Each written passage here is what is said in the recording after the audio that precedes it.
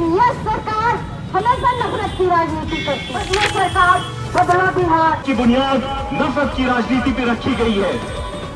जो कभी अंग्रेज चला करते थे, आज वही चाल ये लोग चल रहे हैं ताकि हम बट जाएं कि जायदाद को सर्वे करने की इजाजत देता है, उसको कब्जे में लेने की इजाजत देता है, यहाँ तक कि उसका नीलामी करने की भी इजाजत देता है। जो 20 साल से नीतीश जी की सरकार है और देश में मोदी जी की सरकार है, ये मोदी जी की सरकार कांग्रेस को कोसते हुए, कांग्रेस की नाकामियों को गिनाते हुए देश में आए। मोदी जी ये डबल इंजन की सरकार। व्यवसायी बंधुओं को मैं भाकपा माले बदलो सरकार बदलो बिहार यात्रा के तरफ से इनकलाबी लाल सलाम करता हूँ। जो अल्लाह की मिल्कियत हो जाती है उसको न बेच सकते हैं न खरीद सकते। इस तरह की वक्फ की जमीन 10 लाख एकड़ है, जिसमें से 3.5 लाख ऑलरेडी सरकार के अंडर में है। और चुनाव आयोग ने ये अभी कहा है कि हर आदमी का पुराना वोटर लिस्ट वो कह रहे हैं कि अब कैंसिल, पुराना वोटर लिस्ट कह रहे हैं कि उस आधार पर वोट नहीं होगा।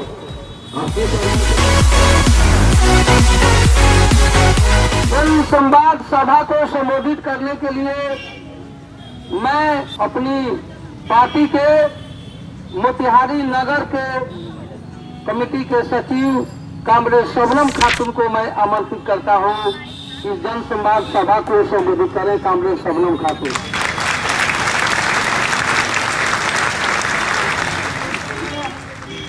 आज मोतिहारी के सरजमीन पर पहुंची है। इस बदला सरकार बदला बिहार यात्रा के रहबरी करने वाले माले के विधायक साथी लोग कर रहे थे, जिसमें सिक्का के विधायक सुरेंद्र प्रसाद गुप्ता जी और भी सीवान से कामरेड विधायक साथी लोग आए हुए हैं।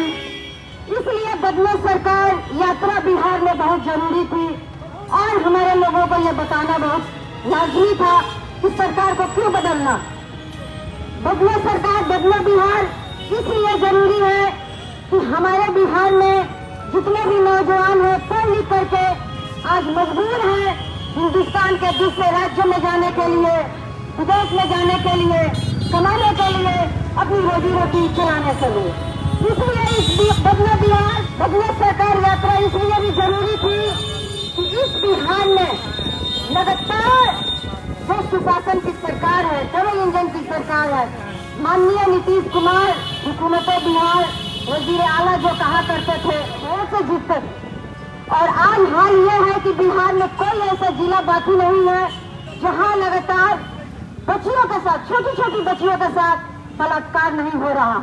इतना जघन्य अपराध करने के बाद उनकी हत्याएं कर दी जा रही। इसलिए इस सरकार को बदलनी है, इसलिए जरूरी है इस सरकार को बदलना। इसलिए माले ने ये निकाला है बदलो सरकार बदलो बिहार यात्रा। इसलिए जरूरी है ये कि यह सरकार हमेशा नफरत की राजनीति करती है, तरह तरह का बिल पास करती है, कभी NRC लाती है, इसमें अपने ही लोगों को छांटने के लिए गरीब मजदूर किसान जितने भी गरीब है लगातार इस बिहार में हत्याएं हो रही हैं, मॉब लिंचिंग हो रही है लगातार। मैं कितना गिनाऊं, यहाँ फिलहाल जयलहा में हुआ, ढाका में हुआ, यही सिसवा में हुआ, नरकटियागंज में हुआ। बिहार में कोई ऐसा जिला छूटा भी नहीं रह गया जहाँ मॉब लिंचिंग की घटनाएं नहीं हो रही। इसलिए इस सरकार को बदलनी है, इसलिए नाम पड़ा है बदलो सरकार बदलो बिहार। कि इस सरकार में जो जातीय सर्वेक्षण हुआ, जिसमें आर्थिक सर्वेक्षण भी हुआ, उसमें इतनी ज्यादा भयावह गरीबी उभर करके आई। जो नीतीश कुमार वजीर आला बिहार जो ढिढोरा पीटते थे पूरे हिंदुस्तान में कि हमारा बिहार बहुत तरक्की हो गया है, हमारी सरकार सुशासन की सरकार है, जब वो आंकड़े निकल के आया कि इस बिहार में लगभग 94 से 95 लाख इतने भयावह गरीबी से लोग जूझ रहे थे कि उनका इनकम, उनकी आमदनी 6000 से कम पाई जाती। वो करने के लिए, आगे बढ़ने के लिए, तरक्की करने के लिए या गरीबी की दौड़ को दूर करने के लिए। लेकिन ये सरकार केंद्र की सरकार की तरह जुम्मेबाज निकली। जो 14 के चुनाव में हमारे प्रधानमंत्री जब चुनाव का दौरा कर रहे थे तो बोल रहे थे इस कांग्रेस भ्रष्ट सरकार को उखाड़ो और भाजपा की सरकार लाओ, काला धन लेके आएंगे और सब हिंदुस्तानियों के खाते में 15-15 लाख रुपया डालेंगे। इसीलिए इस सरकार को बदलनी है, इसलिए इस बिहार का माले का यात्रा चल रहा है। यह सरकार निहायत ही किसान विरोधी है, यह सरकार निहायत ही नौजवान विरोधी है, यह सरकार महिला विरोधी है, यह सरकार बेटी विरोधी है, यह सरकार सिर्फ आवाम की विरोध करते जा रही है। इसलिए इस सरकार को बदलना है, इसलिए भाकपा माले के रहबरी में पूरे बिहार में आज यात्रा यहाँ पर चंपारण जोन का यहाँ समाप्त आज होगा कि बदलो सरकार, बदलो बिहार। हमारे बहुत सारे साथी बोलने वाले हैं, हमारे विधायक जी भी हैं, इनकी बात आप लोग सुनिए हैं, इसलिए मैं ज्यादा नहीं बोलूंगी, वक्त की कमी।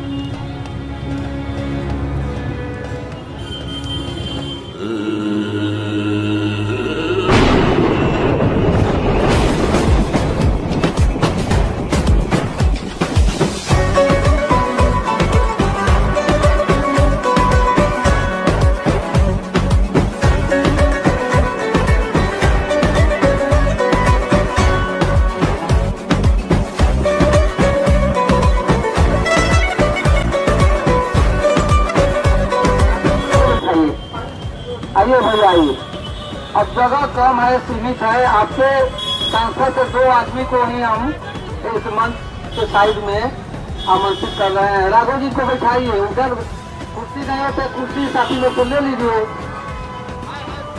हाँ,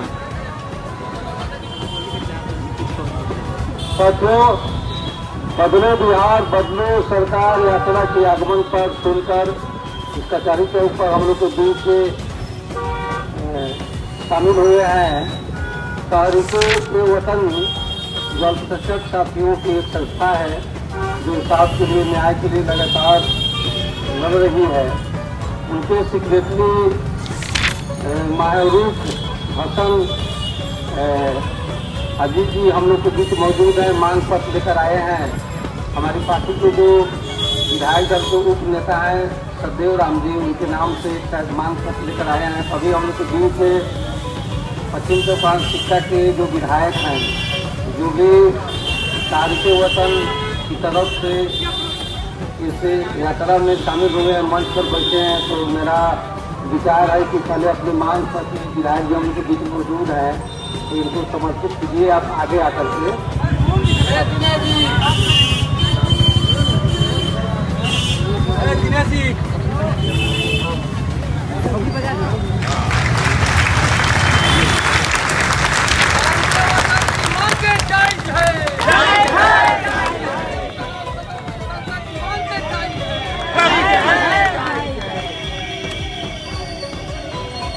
जो अल्लाह के नाम से, जिसने हमारे दिलों को ईमान के नूर से मनव्वर किया और जिसकी हासियत और बादशाहत पूरे आलम में बालिग है।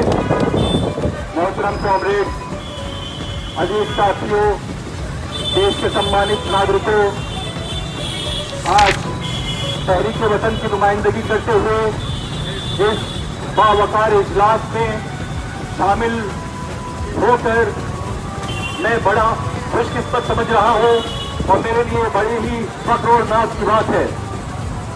मैं आप तमाम हजरात का दिल की गहराइयों से शुक्रिया अदा करना चाहता हूँ। खुसूसी तौर पे मैं शुक्रगुजार हूँ और अपना आभार व्यक्त करता हूँ comrade Satyadev Ram ji, member central committee and honourable MLA communist party Maale Darauli Siwan से, comrade Virendra Prasad Gupta, member of central committee honourable LA 6 अगस्त चंपारण से, कॉमरेड अमरजीत कुशवाहा साहब, honourable MLA communist party Maale Ziradei Siwan से, comrade Amarnath Yadav ji, former MLA communist party Maale Darauli Siwan से, और साथ ही साथ मैं शुक्रगुजार हूँ और आभार व्यक्त करता हूँ कॉमरेड प्रभुदेव यादव जी का, जिला सेक्रेटरी भाकपा माले ईस्ट चंपारण मोतिहारी, कॉमरेड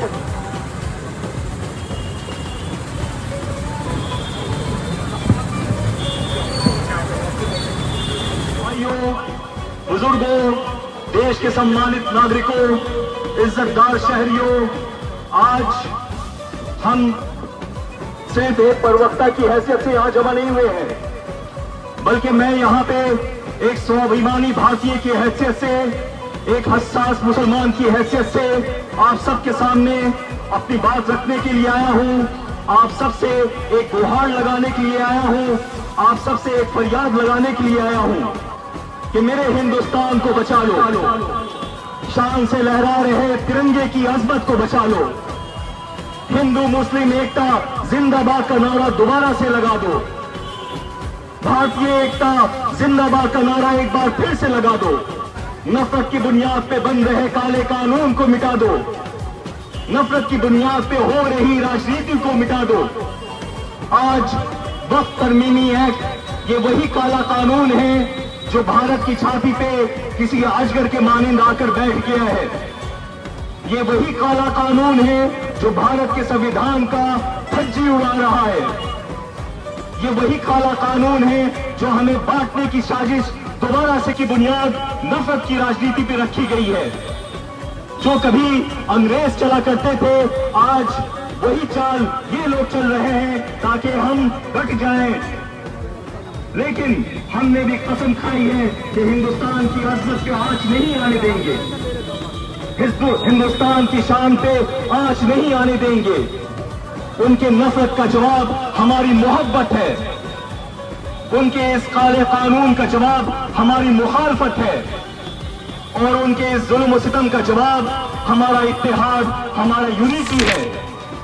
मेरे मोहतरम भाइयों, मोहतरम कॉमरेड हजरात, वक्त के मुतालिक की जायदाद को सर्वे करने की इजाजत देता है, उसको कब्जे में लेने की इजाजत देता है, यहाँ तक कि उसका नीलामी करने की भी इजाजत देता है।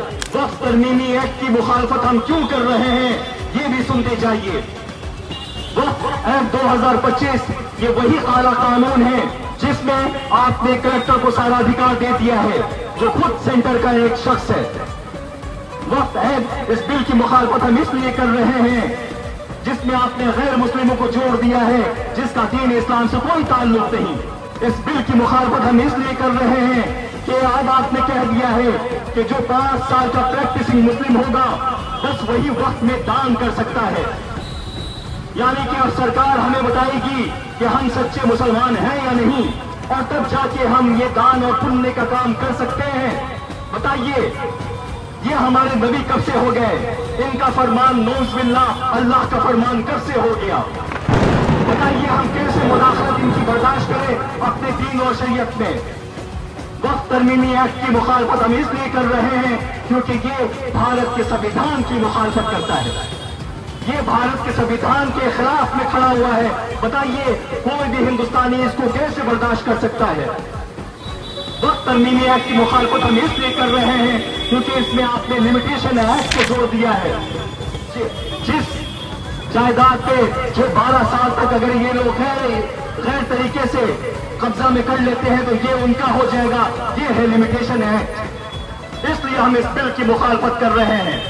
मेरे भाइयों, ज्यादा वक्त नहीं लेते हुए अंत में मैं भाकपा माले और उनके माननीय विधायकों से एक विनम्र अपील करना चाहता हूं, जिन्होंने हमेशा सच, न्याय और भारत के संवैधानिक मूल्यों, समानता, लोकतंत्र और एकता के लिए साहसपूर्वक खड़ा होने का काम किया है।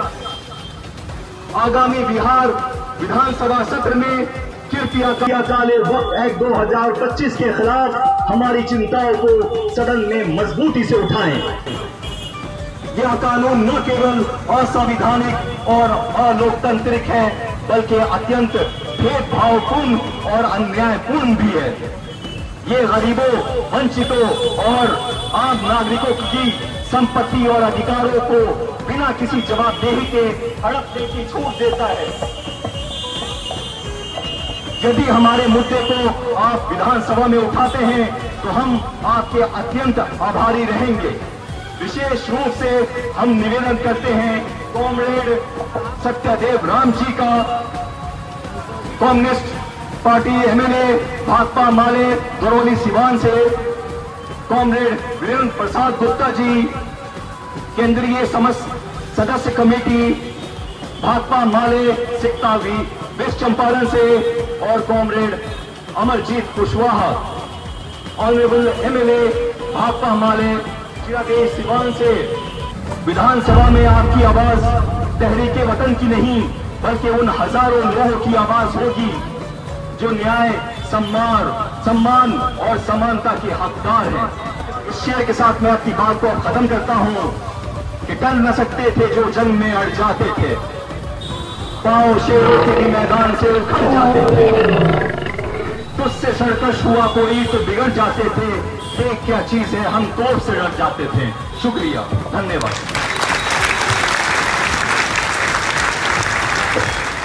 बहुत बहुत धन्यवाद तारीखी वतन के संस्कृति साथी को, जिन्होंने भाकपा माले द्वारा आयोजित जन सभा में पहली बार शामिल होकर विश्वास करते हुए अपनी मांग को समर्पित किए हैं। उनका हम स्वागत करते हैं। इसके साथ साथ अखिल भारतीय प्रगतिशील महिला एसोसिएशन की संघर्षशील साथी कॉमरेड सोहिला गुप्ता को मैं आमंत्रित करता हूं कि जनसंवाद सभा को और समय को ध्यान में रखते हुए संबोधित करेंगे। कर रहे हैं गोपालगंज के जिला सचिव राज्य कमेटी के साथी इंद्रजीत चौरसिया जी, इसकी अगुवाई कर रहे हैं मुकेश जी जो राज्य कमेटी के साथी हैं, सिवान जिला कमेटी के साथी हैं, और यहाँ की अगुवाई कर रहे हैं हमारे कृष्णा जी जो पश्चिमी चंपारण के जिला सचिव हैं। इसके साथ ही मंच पर उपस्थित हमारे तमाम वरिष्ठ नेतागण हैं और एपवा के राज्य कार्यकारिणी के साथी जुझारू आवाज शबनम जी, यहाँ पर उपस्थित तमाम हमारे जन संगठनों के नेतागण और यहाँ पर उपस्थित हमारे तमाम सम्मानित नागरिकों, हमारी रसोई बहनों, आप लोग को भाकपा माले के तरफ से और महिला मोर्चा एपवा के तरफ से क्रांतिकारी लाल सलाम पेश करती हूँ। बंधुओं, ये जो 20 साल से नीतीश जी की सरकार है और देश में मोदी जी की सरकार है, ये मोदी जी की सरकार कांग्रेस को कोसते हुए, कांग्रेस की नाकामियों को गिनाते हुए देश में आए।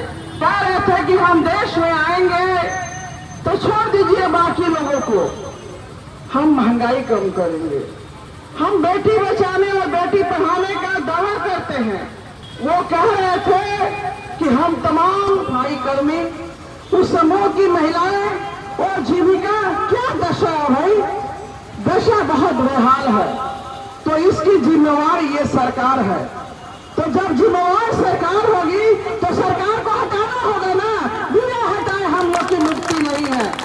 इसलिए मैं तो सिर्फ बंधुओं से तो कह ही रही हूँ, इस आधा आबादी से भी कहना चाहूंगी कि जिस देश में, जिस प्रदेश में, रिमांड होम में जो महिलाएं, जहां बेटियों को रखा जाता है, इनका क्षत्रिय जो निवास है जहां छात्राएं रहती है, वहां भी बेटियां नहीं बच रही हैं। घरों में, हॉस्पिटल में, स्टेशन पे, रोड पे कहीं जब बेटी सुरक्षित नहीं है तो इसके लिए ये सरकार बदलना बहुत जरूरी हो गया है। वो हमारी समूह की बहनें जिनकी संख्या 1 करोड़ से ऊपर है, उनको आज समूह में काम नहीं मिलता है। चूंकि रोजगार नहीं है और घर की जरूरत को पूरा करने के लिए सरकारी लोन भी जितना चाहिए नहीं मिलता है, वो माइक्रो फाइनेंस से लेने के लिए मजबूर रहती है। वो अररिया की महिला ने 1 साल के बच्चा बेचने पर मजबूर हो गई। कैसा ये बिहार है जहां महिला तो सुरक्षित है नहीं, उसका रोजगार की भी गारंटी नहीं, और जिनको रोजगार मिला है उचित मजदूरी की गारंटी नहीं है। मुख्यमंत्री नीतीश जी कुछ दिमागी रूप से क्या कहा जाए, उसको पागल कहा जाए कि डिस्टर्ब कहा जाए, ये हो गए हैं। वो तो विधानसभा में अनाप शनाप और अश्लील बातें बोलते हैं। तो जिस मुख्यमंत्री का दिमाग काम न करता हो वो क्या बिहार का विकास करेगा? वो विकास नहीं, विनाश कर रहे हैं। और इसलिए तमाम नौजवान, किसान, वो तमाम शहरी लोग, वो हमारी बहनें, आशा, रसोईया, आंगनबाड़ी, उस समूह की बहनें, वो तमाम लोग आज इस सरकार से परेशान हैं। और इसलिए ये लोग क्या रहे हैं, ये तमाम लोग, हम लोग जो निकले हैं 18 से आपके बीच में पहुंचे हैं, एक ही आवाज, ये मोदी जी ये डबल इंजन की सरकार तो कह रहे थे बहुत हुआ नारी प्रिय बार नहीं चाहिए सरकार। अब हम लोग कह रहे हैं कि बहुत हुआ ये तमाम लोगों पर बार नहीं चाहिए, डबल इंजन की सरकार बदलना होगा, डबल इंजन की सरकार। डबल इंजन जिसका लगने का मतलब है कि पूरी सरकार चौपट है। इसलिए अपनी बेटियों को बचाने के लिए, बेटियों को शिक्षा के लिए, उसकी रोजगार के लिए, नौजवानों को काम के लिए, यहाँ से जाके बाहर मजदूरी न करना पड़े, इसके लिए सरकार को बदलना होगा। ये सरकार आएगी महागठबंधन को तो मैं 2 मिनट में रखना चाहूंगी कि ये सरकार क्या करेगी। छोटियों की भाजपा वाले साथ है, ये करवाना जानती है, ये जिस किसी के साथ तालमेल है, ये सरकार आएगी तो सबसे पहले जो हमारी स्कीम वर्कर, आशा, रसोईया, आंगनबाड़ी, उनको उचित मजदूरी देने का काम करेगी। ये जो समूह की महिलाएं हैं जिन्होंने कोरोना में लोन लिया था 1 लाख तक का माफ करवाने का काम करेगी। तमाम गरीब बहनों को माई बहनी योजना के तहत 2500 रुपया महीना मिलेगा, रसोई गैस 500 रुपया और 200 यूनिट के लिए अपने इज्जत मान सम्मान के लिए आगे बढ़ना होगा। और ये जो सरकार है, जो 20 साल से कुशासन की सरकार है, इसको हटाने की जरूरत है। आप आगे बढ़िए और आने वाले समय में 3 महीने बाद चुनाव है, आने वाले समय में एक आपका अपील के साथ आप लोगों को धन्यवाद, शुक्रिया, अल्लाह से। साथियों, जनसंवाद सभा लेट से शुरू हुई है, फिर भी हम लोग सुनेंगे, डटे रहेंगे। बहुत कम समय में ही साथी लोग आपके बीच बात अपनी रखेंगे। इधर थोड़ी बात शायद इनके तारीखे वतन के जो अध्यक्ष साथी हैं हसन जी, कोई छूट गई है तो उनको मैं 2 मिनट में अपनी बात रखने के लिए आमंत्रित करता हूँ। तारीखे वतन अध्यक्ष सैयद महमूद हसन जी। भाइयों, आपका जोश और वलवला देख करके मुझे लगता है कि जरूर इंकलाब आएगा, जरूर बिहार बदलेगा, जरूर सरकार बदलेगी। मुझे वक्त के सिलसिले में थोड़ा सा ये बताना है कि सरकार की नीयत वक्त पर खराब है। वक्त क्या कहते हैं, जो अल्लाह की मिल्कियत हो जाती है उसको न बेच सकते हैं न खरीद सकते। इस तरह की वक्त की जमीन 10 लाख एकड़ है, जिसमें से 3.5 लाख ऑलरेडी सरकार के अंडर में है। अब सरकार जो कानून लाई है, उस कानून के जरिए ये तमाम जमीनों को हड़प लेना चाहती है। इस जमीन पर कॉलेज है, यूनिवर्सिटी, टीचर्स है, मस्जिद है, मदरसा है, खानकाह है, बहुत सारी चीजें हैं, कब्रिस्तान है, ईदगाह है।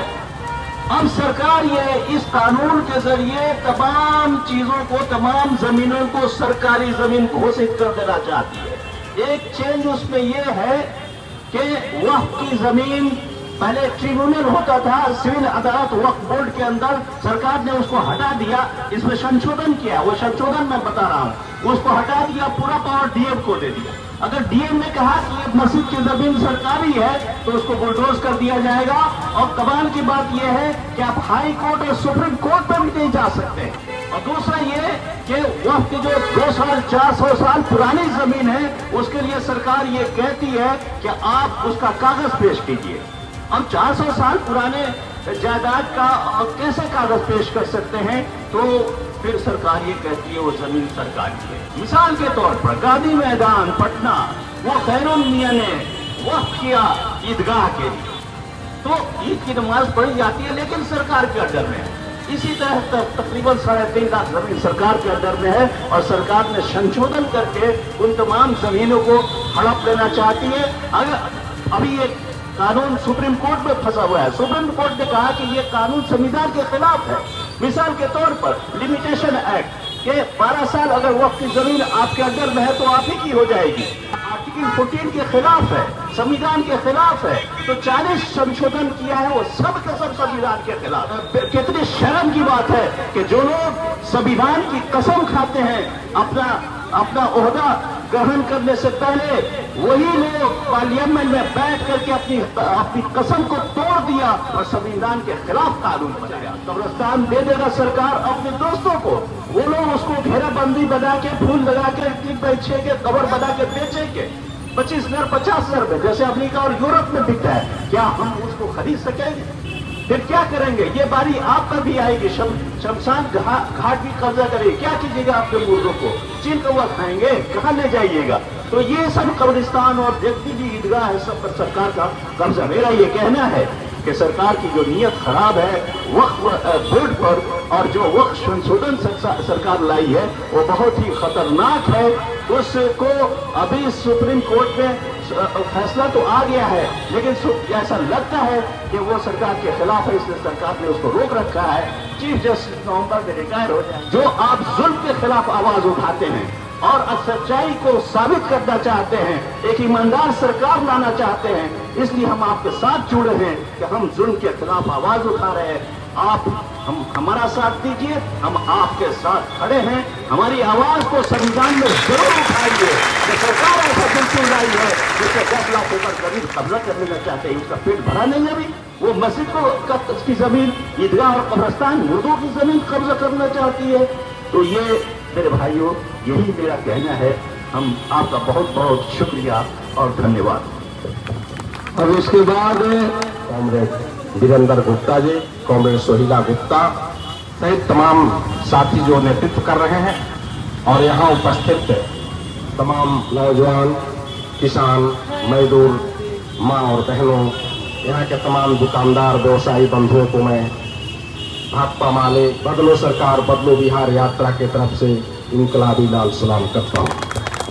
साथियों, आज इस बिहार में जो यहाँ माँ बहनें बैठी हैं, जो यहाँ मजदूर, किसान या कमजोर लोगों को, मेहनतकश लोगों को, जो निहायत गरीब हैं, उन लोगों को जो है घर बनाने के लिए या खेती के लिए भी जमीन मिलना चाहिए। जो सरकारी जमीन है, जो सेलिंग से फाजिल जमीन है, वो जमीन मिलनी चाहिए।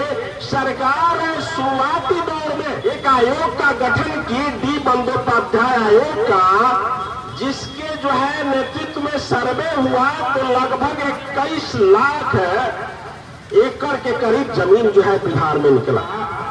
तो हम वैसी सरकार बनाएंगे जी? सरकार नहीं ना बनाएंगे, बड़ा जोर से बोलना होगा, इसलिए कि वक्त आ गया है, समय आ गया है और इसी समय में जो है हमें जवाब देना है। जो सरकार 20 साल में हमारे लिए न जो है 2 लाख रुपया दिया, न जमीन दिया, न ही यहाँ के जीविका दीदी, यहाँ के आशा कर्मी, जो रसोईया है, सब लोग एकदम गरीब घर के हैं। रसोईया काम करने जाती मात्र 50 रुपया से 55 रुपया की मजदूरी पर काम करने जा रही है। कितना जो है संवेदनहीन ये सरकार है। आज के महंगाई के जमाने में 50 रुपया 55 रुपया पे काम चलेगा जी? चलेगा? नहीं चलेगा। 1 केजी दाल लेना हो तो नहीं मिलेगा 50-55 रुपया में 1 लीटर तेल नहीं मिलेगा। जब चुनाव आता है तो चुनाव में जो है सवाल उठ जाता है, क्या हिंदू मुस्लिम, मंदिर मस्जिद, यह सवाल उठा करके हमको जो है आपस में बांट करके और फिर वोट ले करके, और यह जो है काम किसका करता है? नीतीश कुमार और मोदी काम किसका करते हैं? जान लीजिए अच्छी तरह से। नहीं जानिएगा तो फिर जो है ठगा जाइएगा। इस वोट का कीमत है। काम करता है यहाँ के बड़े बड़े जमींदारों का, बड़े बड़े सामंतों का, बड़े बड़े पूंजीपतियों का, बड़े बड़े ठेकेदारों का। हम गरीबों की सरकार ये नहीं है, इसलिए इस सरकार को बदलनी है और जो है नई सरकार, महागठबंधन की सरकार लानी है। हम लोग बहुत दिन से लड़ रहे हैं कि विधवा, वृद्धा, विकलांग पेंशन जो है 400 से गुलाम नहीं चल रहा है। कम से कम उनको जो है 1500 रुपया की जो है पुकार। नई सरकार और नया बिहार जो बनाना है, इसका जज्बा आप लोगों के अंदर भी है और यह ठान करके आप लोग यहाँ बैठी हुई हैं। इसलिए आप तमाम लोगों को फिर मैं इस यात्रा के माध्यम से सबको इनकलाबी लाल सलाम करता हूँ। जय भीम, लाल सलाम। समय में ही हम लोग एक दूसरे को सुन लेंगे। हमारी पार्टी के केंद्रीय कमेटी सदस्य और जिला पश्चिम चंपारण अंतर्गत सिकटा से विधायक हैं कॉमरेड वीरेंद्र प्रसाद गुप्ता जी, उनको मैं आमंत्रित करता हूं संबोधित करने के लिए। कॉमरेड वीरेंद्र गुप्ता को लाल सलाम, कॉमरेड वीरेंद्र गुप्ता को लाल सलाम। बदलो सरकार बदलो बिहार यात्रा जो आज 10वें दिन आपके बीच आई हुई है, 18 तारीख को सिवान के शहीद चंद्रशेखर चौक से शुरू हुई थी। अंबेडकर जी के प्रतिमा पर माल्यार्पण के साथ, जिसमें संविधान बचाने लोकतंत्र बचाने की शपथ ली गई थी, वहां से शुरू हुई और ये यात्रा गोपालगंज से होते हुए पश्चिम चंपारण होते हुए आज मोतिहारी में पहुंची है। ये पूरे बिहार में चल रही है। ये पूरे बिहार को बदलने का जो संदेश है उसको लेकर के आपके बीच आई हुई है। इसकी अध्यक्षता कर रहे हैं कॉमरेड प्रभुदेव यादव जी, जो भाकपा माले के पूर्वी चंपारण जिला के सचिव हैं। इस यात्रा का नेतृत्व कर रहे हैं इंद्रजीत चौरसिया जी, जो भाकपा माले के गोपालगंज के जिला सचिव हैं। सीवान के जिला सचिव हंसनाथ राम जी, किसान नेता रविंद्र कुशवाहा जी, सोहिला गुप्ता जी, इंसाफ मंच के नेता अख्तर इमाम, यहाँ ये जो इस यात्रा में शामिल हुए मोतिहारी की नगर सचिव शबनम खातून जी यहाँ आज हम लोग के बीच मौजूद हैं। तहरीके वतन के माहिरुख हसन साहब और सैयद मोहम्मद महमूद हसन साहब और यहाँ के तमाम नेतृत्वकारी साथीगण, हम लोग के पार्टी के वरिष्ठतम नेता और हम लोग के गार्जियन भैरव दयाल सिंह जी, जितेंद्र शर्मा जी और तमाम नेतृत्वकारी साथियों, इंसाफ मंच के यहाँ के पूर्वी चंपारण के जिला के नेता इसराफुल जी, दिनेश कुशवाहा जी, तमाम साथियों को और मोतिहारी में अपने जरूरी कामों से आए हुए तमाम नागरिकों को हम इस यात्रा के क्रम में आप सबों को लाल सलाम करते हैं, अभिवादन करते हैं। साथियों, यहाँ बगल के चैलाहा में 16 तारीख को एक बारात निकली। बारात जाने में लेट हो रही थी। बारात जिसके हाथ से निकल रही थी, उसके पड़ोस के एक नौजवान ने ये कहा कि बारात अभी 10 बज गए हैं और बारात जो है संग्रामपुर जाना है, तो अब नाच गान बंद कर दीजिए। उस समय विवाद हुआ, गांव के लोगों ने समझा बुझा के हटा दिया। लेकिन अगले रोज 17 तारीख को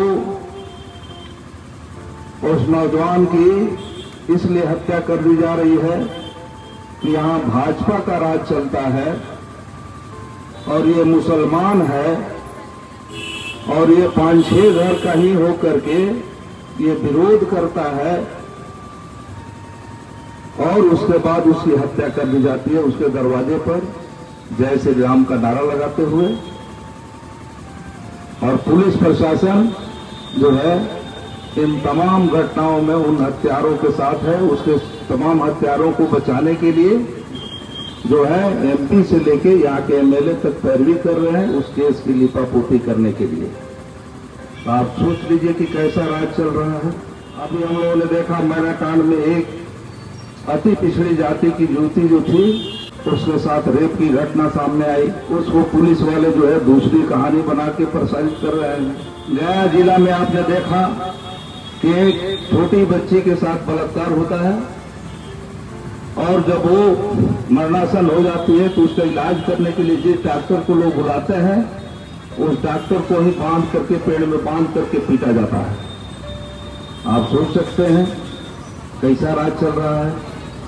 मुजफ्फरपुर की एक दलित आपको छोटी बच्ची के साथ रेप होता है और हॉस्पिटल में आपको उसको कोई इलाज की व्यवस्था नहीं होती और आपको वो मर जाती है। और उसमें तमाम जितनी घटनाएं हो रही है उसमें ये भाजपा जदयू के जो लोग हैं, सत्ता के अहंकार में जो चूर हैं, ये तमाम लोग उसको समर्थन दे रहे हैं। तो ये जो है अपराध चरम पर है। अब आप सोच सकते हैं कि इन अपराधियों के चंगुल से बिहार को निकालना है कि नहीं निकालना है।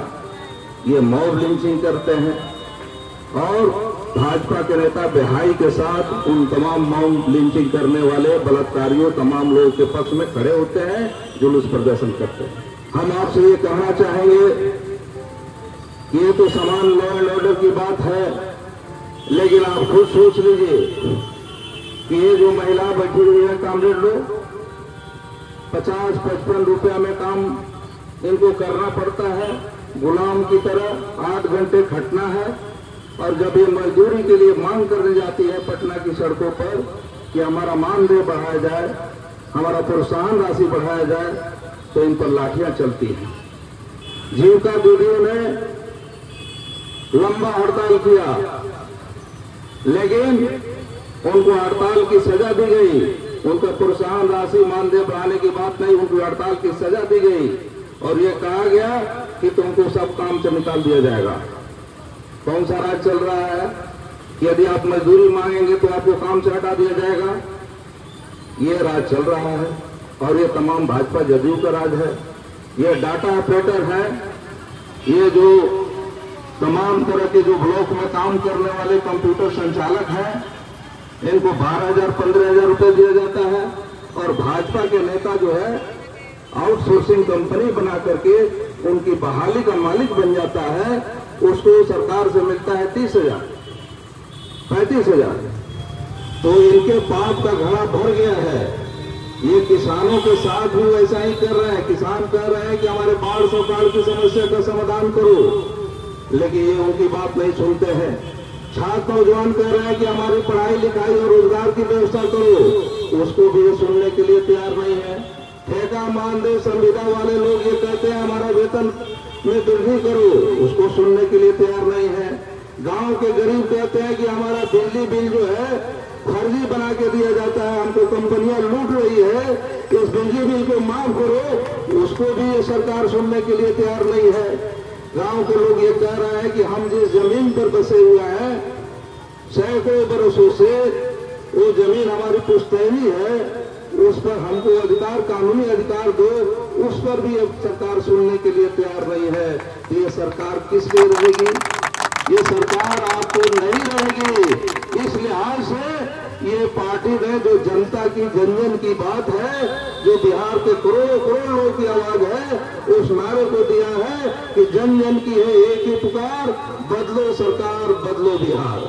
हम आप तमाम लोगों से ये कहने आए हैं कि हम इस यात्रा के क्रम में हमने देखा, इस यात्रा में ये बात सामने आई, गोपालगंज में भी, सिवान में भी लोग कह रहे हैं कि अब ये सरकार हम लोग 20 साल तक झेल लिए, अब इस सरकार को झेलने के लिए हम लोग तैयार नहीं हैं। और हम ये कहेंगे कि आपको सरकार ने भी सर्वे कराया, सभी लोग जानते हैं, ये भाजपा वालों ने एक नहीं 5-5 सर्वे कराया है, जदयू वालों ने सर्वे कराया है। और ये सर्वे में बात आ गई है कि बिहार में लोग जो है भाजपा जदयू की सरकार को भाग फेंकना चाहते हैं। अब सोच लीजिए कि अब वो भाजपा वाले जदयू वाले तो वापस बेचैन हैं कि क्या करें। तो आपने उन्होंने चुनाव आयोग को इसके लिए भिड़ाया है, चुनाव आयोग को भिड़ाया है। और चुनाव आयोग ने ये अभी कहा है कि हर आदमी का पुराना वोटर लिस्ट वो कह रहे हैं कि अब कैंसिल, पुराना वोटर लिस्ट कह रहे हैं कि उस आधार पर वोट नहीं होगा। अब किस आधार पर वोट होगा? तो अब नया वोटर लिस्ट बनेगा। तो नया वोटर लिस्ट बनाने के लिए अब जो चुनाव बस 3 महीने बाकी हैं, तो नया वोटर लिस्ट बनाने के लिए क्या करना है? तो नया वोटर लिस्ट बनाने के लिए सभी के लोगों को वोटर में नाम जुड़वाने का फॉर्म भरना है। और फॉर्म भरने में आपको जन्म प्रमाण पत्र भी देना है। पुराने आपके जो लोग हैं परिवार के, उसके रिश्तेदारी भी आपको साबित करनी है। अब आप सोच लीजिए कि क्या नहीं पढ़ा है, वो कहां से जन्म प्रमाण पत्र देगा? ये 2004 के बाद का कह रहे हैं कि सबका जन्म प्रमाण पत्र दो। और इस लिहाज से ये पूरे बाबा साहेब अम्बेडकर का जो संविधान है, उस संविधान का मजाक उड़ा रहे हैं। लोकतंत्र में अगर वोट नहीं होगा तो लोकतंत्र किस बात का? जब उसमें चुनाव ही नहीं होगा तो लोकतंत्र किस बात का? तो ये जो है पूरी चुनाव प्रणाली को, पूरे चुनाव को, पूरे संविधान को, बाबा साहेब अम्बेडकर के संविधान को पूरा नष्ट कर रहे हैं। और इस लिहाज से उन्होंने ये फैसला लिया है, इसका हम लोग की पार्टी विरोध करती है कि ये पूरे अन्यायपूर्ण है और पूरे संविधान और नियम कानून को ताक पर रख करके, जैसे हरियाणा में इन लोगों ने किया है अभी हाल में, कि हरियाणा में लोग कह रहे थे कि ये बीजेपी की सरकार नहीं बनेगी, लेकिन वोटर लिस्ट में गड़बड़ी करके उन्होंने पूरा हरियाणा में सरकार बना लिया। जैसे लोग कह रहे थे कि महाराष्ट्र में उनकी सरकार नहीं बनेगी और वोटर लिस्ट में तमाम चीजों को गड़बड़ करके उन्होंने कर लिया। तो एक नया दाव उन्होंने चला है, लेकिन ये दाव बिहार में नहीं चलेगा। बिहार की जनता इसको बर्दाश्त नहीं करेगी। हम आप तमाम लोगों से ये कहने आए हैं कि इस मामले में हम लोग को सतर्क होकर के तमाम तरह से पहलकदमी लेना है। हम आपसे ये कहेंगे कि आज हमारे यहाँ मित्र बैठे हुए हैं कि लोकतंत्र का कैसे लोग मजाक उड़ा रहे हैं। आपको कैसे ये पूरी सरकार जो है कंपनियों की सरकार, लुटेरों माफियाओं की सरकार बन गई। लोक शिकायत पदाधिकारी के पास वो फैसला कर देता है कि ये जो जमीन है सरकारी है और उसके बाद से लोगों को वहां से बुलडोजर से हटा दिया जाता है। तो गरीबों से ये जमीन छीन लिया जाता है कि लोग बोले ये जनता के काम की है। तो हम ये कहेंगे गरीबों के खिलाफ तो उन्होंने ये बनाया। किसानों के लिए जमीन हड़पने के लिए उन्होंने 3 काले किसान कानून लाए। आपके किसानों का करके लीज पर खेती करने का कानून बना करके ये 5 बीघा 7 बीघा 10 बीघा वाला लोग जो खेती करते हैं, ये सब जमीन जो है बड़ी कंपनियों को दे दिया जाए और ये लीज पर लेकर के 1000 2000 10,000 एकड़ का फार्म बनाएंगे और खेती करेंगे। ये कानून बना दिए, संसद में पास कर दिया, राष्ट्रपति ने भी मोहर लगा दिया, लेकिन हिंदुस्तान के किसान नहीं माने। उन्होंने कहा कि हम अपनी जमीन नहीं जाने देंगे और आपको 13 महीने आंदोलन चला दिल्ली बॉर्डर पर और 13 महीने के आंदोलन में सरकार को झुकना पड़ा और वो काले कानून वापस हुए। वो किसानों की जमीन को भी छीनने की कोशिश फिर नए सिरे से कर रहे हैं। हम आपसे ये कहना चाहते हैं, जमीन क्यों छीनना चाहते हैं? तो ये बड़ी कंपनियों के लिए। ठीक उसी ढंग से ये वक्फ बोर्ड का मामला है कि वक्फ बोर्ड की जमीन में वो जमीन लेकर के क्या करना चाहते हैं। आप सोच सकते हैं कि किसी जमीन को विवादित बना देना, जैसे अतिक्रमणवाद के कानून में विवादित बन गया कि सैकड़ों सालों से बसा हुआ है, तो उसको कह दिया जाएगा कि ये जमीन सरकारी है, उसको हटा देना है, बुलडोज कर देना है। उसी ढंग से आपको वक्फ बोर्ड की जमीन जो है, अब सोच लीजिए कि कोई गांव में कब्रिस्तान है, कोई मस्जिद है, कोई इबादतगाह है, ईदगाह है, तो ये सैकड़ों नहीं हजारों सालों से है। और जब वो सार्वजनिक हो जाता है तो उसका कागज पत्र कौन देखता है? आमतौर पे कोई आपको पर्सनल जमीन रहती है तो लोग कागज पत्र देखते हैं। अब उसके बाद भी आपको 1914 के पहले अपने चंपारण से अगर तुलना करें तो किसके पास खाता खतियान और खेसरा था? किसी के पास खाता खेसरा खतियान नहीं था। और उस समय 14 के सर्वे में बहुत सारा जैसे तैसे सर्वे हुआ तो बहुत सारी मस्जिद है, बहुत सारा कब्रिस्तान है, उसको उसमें दर्ज भी नहीं किया गया। अब आज उनके लिए बहाना बना हुआ है। ये पूरे हिंदुस्तान में इसी तरह की कहानी है और पूरे हिंदुस्तान में इस तरह की तमाम जमीन को कब्जा करके, चाहे वो दिल्ली चांदनी चौक की जमीन हो, जमा मस्जिद के आसपास की जमीन हो, या आपको जो ये मकान बनाए हुए इनके लिए जो आपको अडानी की है 102 एकड़ का मकान है, वो भी वक्फ बोर्ड की जमीन पर है। तो ये इस तरह की सारी जमीन जो है वो हड़प करके और किसको देना चाहते हैं? तो कह रहे हैं कि सब अडानी को दे दो, अंबानी को दे दो। ये काम हो रहा है देश में। तो हम ये कहना चाहेंगे कि बिहार को जरूरत है भूमि सुधार की। बिहार को ये अतिक्रमणवाद वाले कानून की जरूरत नहीं है। बिहार को जरूरत है कि जो जहां बसा हुआ है सरकार ने नहीं किया, इसलिए सरकार को हम उखाड़ फेंकेंगे। इसके लिए हमें तैयारी है।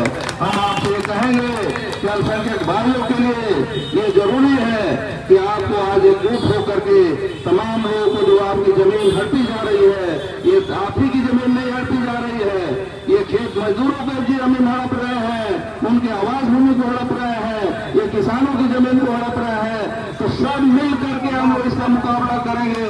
और आप 29 तारीख को पटना जा रहे हैं, हम समझते हैं कि ये नरेंद्र मोदी नहीं है, ये सरेंडर मोदी है। ये तमाम तरह के अपराध और आतंकवाद के सामने सरेंडर करने वाला है।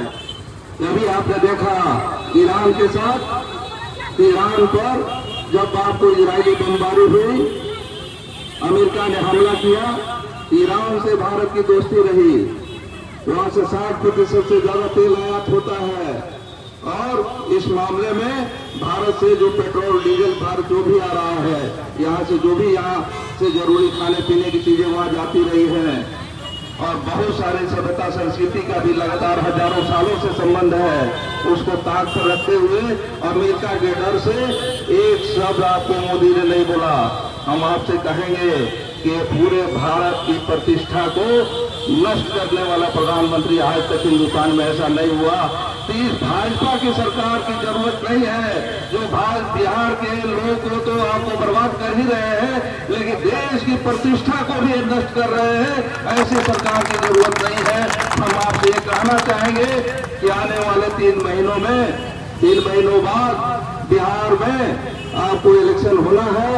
आपको तमाम साथियों को ये सोच समझ लेना है, पूरा देश में, पूरे बिहार में एक माहौल है कि भाजपा की सरकार को खत्म किया जाए, बिहार में एनडीए की सरकार को खत्म किया जाए।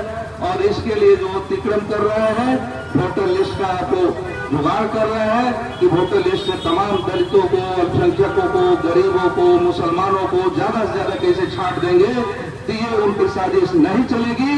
और बिहार आपको इस तमाम संघर्षों को करते हुए उनको धूल चटाएगा और बिहार में सरकार बदलेगी। और बिहार में सरकार बदलेगी तभी बिहार में बदलाव होगा, बिहार में खुशहाली आएगी, खुशहाली के रास्ते पर बिहार बढ़ेगा और बिहार बदलेगा तो हिंदुस्तान बदलेगा।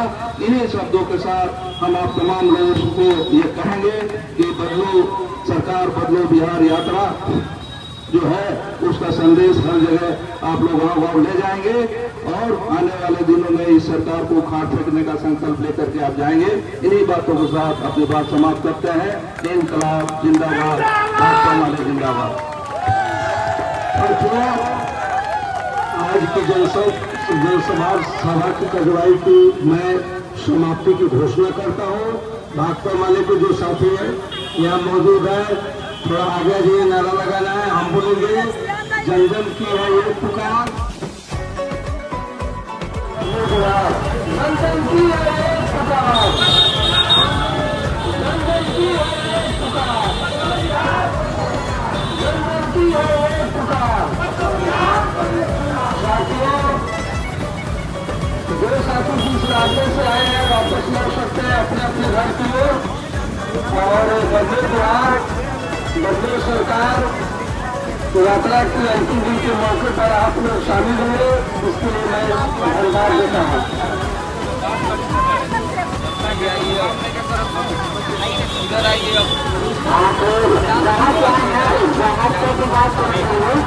और जिनको पूरा लेना है पूरा ले लेंगे, जिनको भाई लेना हो 3 आदमी ठीक है। बता दीजिए।